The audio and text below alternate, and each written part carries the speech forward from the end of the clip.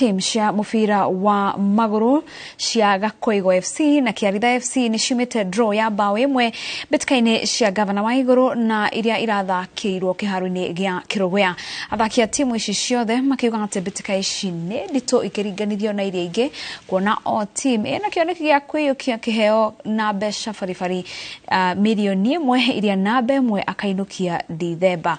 Betika ici iria ciegekero-ini kia group itanyitwo gukorwo igithirurukanwo o kwa jegekero kia ward ginya county.